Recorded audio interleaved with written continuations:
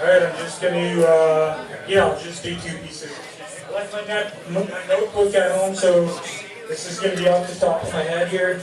Just kidding, I wrote this before. I founded the Indigenous Poet Society to encourage other writers to step forward and share their work, whether they're writing from comedy, drama, lyrics, hip-hop, whatever it is. Come and share your work, sit down with us and edit your work, get some stage time.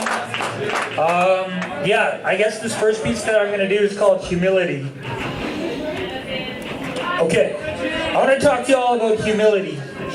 You see, humility is one of those lessons I learned right from the very start in life.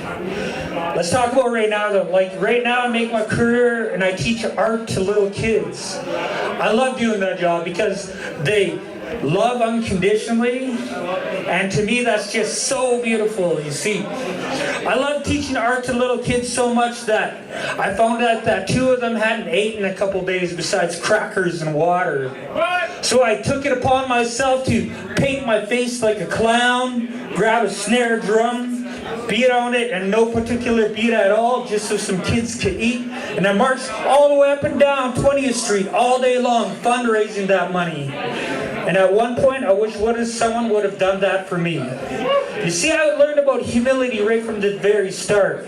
When I was a little kid, I was diagnosed as a dyslexic learner, meaning that everything I tried to read and write was backwards. I even remember writing my first Dear Santa Claus letter, and I think it sounded something like this.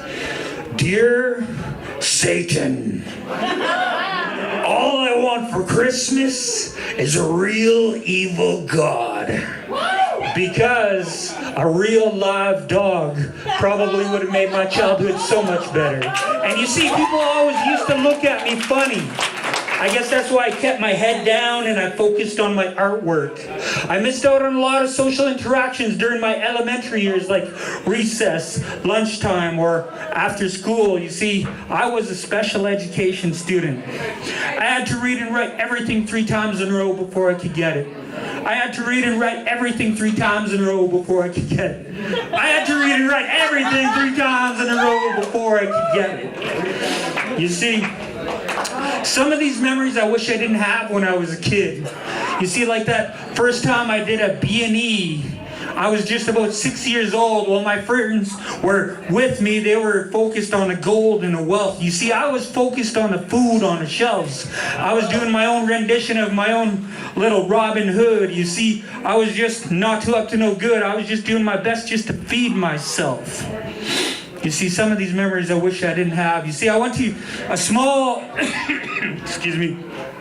I went to a small high school so I could get the attention that I deserved.